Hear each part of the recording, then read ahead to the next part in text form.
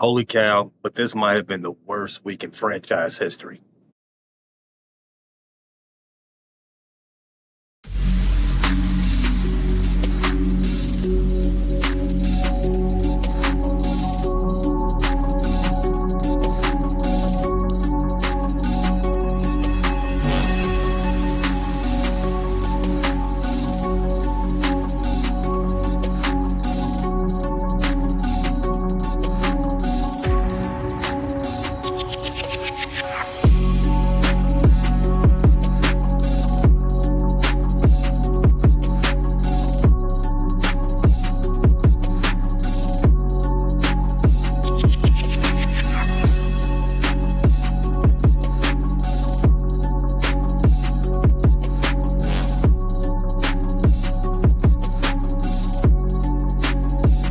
This week has been full and complete ass.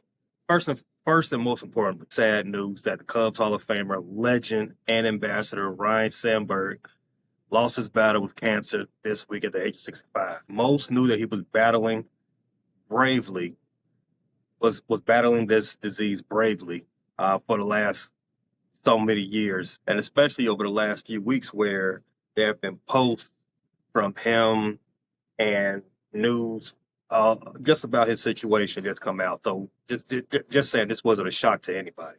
My Cubs fandom isn't old enough to remember Rhino, but I think all Cubs fans, old and relatively new, know that Rhino is on the Mount Rushmore of goated Cubs.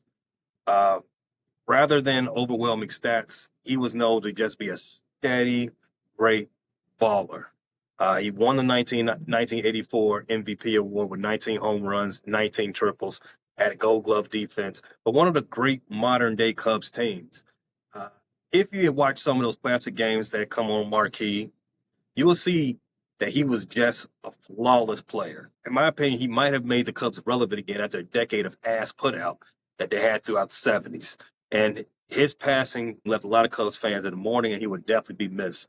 Hopefully, his Cub angel will be a guiding force for the team and lead them to great things in the same way that I believe Harry Carey's passing in '98 led that team to a wild card berth, and Walter Payton's passing did directly against the Packers. Rest in peace, Rhino.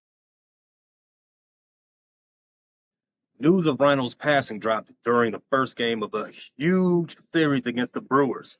You know, both teams came into the series tied at the top of the standings, and maybe it's my fault that I believe in sports magic, but that news didn't spark the Cubs in any positive direction. The Brewers put hands and feet on the Cubs the first two games. Those first two games had the Cubs getting shown up in every facet of the game, starting pitching, pin arms, base running, defense, hitting with runners in scoring position. Hell, they probably even sold beer better than the Cubs do during the first two-thirds of that series. That's how outclassed they looked in the first two games. Well, the message was clear. The Cubs are not better than the Brewers right now, emphatically. In fact, it's not even close. It was a pathetic performance all around from the Chicago team. Boyd got crushed. Ray got crushed. Tucker needs to earn that $400 million right now. His rut has gone on long enough for the team that's been .500 for the last 6 weeks, and I'm pointing to his flaccid bat as the number one cause for it. He's hitting .208 with a .286 slugging percentage in the last 30 days. He's playing the worst baseball that he's probably put out since his rookie season.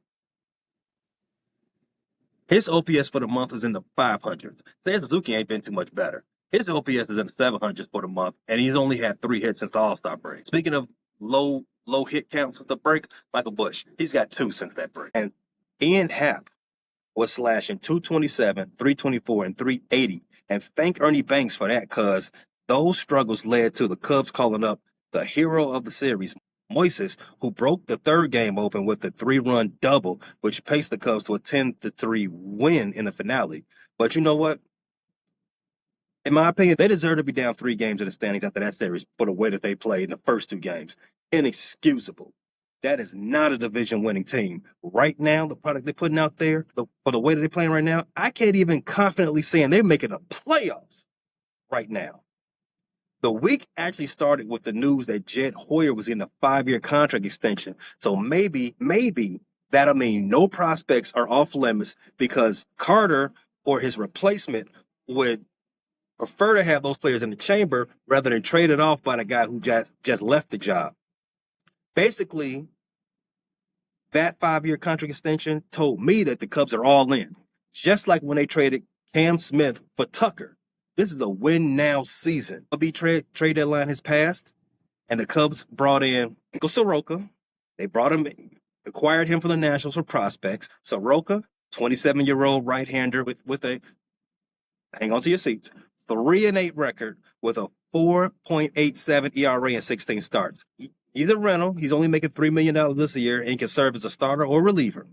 We need both. Andrew Kittredge brought in him from the Orioles to bolster up the bullpen. Kittredge, veteran right-hander reliever, strikeout guy who has a 2.80 ERA and 74 appearances so far this season. He played last year with the Cardinals, so you might have heard of him. And he has a 3.56 ERA over his last 30 outings this year with Baltimore. He's making $9 million this year with a $9 million team option next year. He's expected to be an impact player in the bullpen, a place where the Cubs need more impact players, especially with all the arms injuries that we got. Actually, in high leverage situation, Rogers is the left-handed reliever that the Cubs added from the Pittsburgh Pirates. He's 34, 2.45 ERA with 34 strikeouts and 33 innings this year. And the other guy the Cubs added, Willie Castro. He can play third base and outfield. He has strong numbers against left-handed pitching. All good things. He's slashing 281, 340, 506 with an 846 OPS. Now, if I told you that there was still more come, you'd be laughing. That's it. These on their face aren't bad pickups, but they definitely don't tell you that the Cubs are all in. Mobb Deep told you, ain't no such thing as a halfway crook. You got outbid for Suarez when he went to the Mariners for what you might want to call a king's ransom. Seattle gave up 4 prospects to get him, but maybe the price was too high for a rental. Maybe not. I don't know, but I know that the prospects that the Cubs decided to hold on to, that they decided that they weren't worth it for this all-in season, they better start showing their mettle in 2025 since they're so precious. No Ryan Hensley, no Mason Miller, no Zach Gallen, Merrill Kelly, Shane Bieber, and I already told you Suarez. Didn't get none of the high guys that you had none of those high-profile guys you had on your list. This team is in desperate need of pitching, both in the rotation and the bullpen, and could also use starting level bat. But simply put, Jed and Carter did not move the team closer to winning a pennant. Damn, they might not even move the team closer to winning the division. Especially after what we just saw up there in dirty-ass Wisconsin. Awful week for the Cubs. Terrible. But as you know, in baseball, there's no time to pout.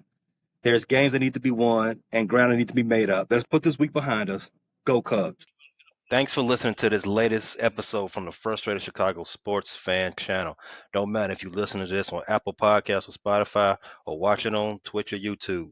Make sure you like, subscribe, share with a friend, hit the notification bell so you never miss a drop. And to all the guys from Chicago, we say 3 things. Bear down, go Cubs go, and sell the team, Jerry.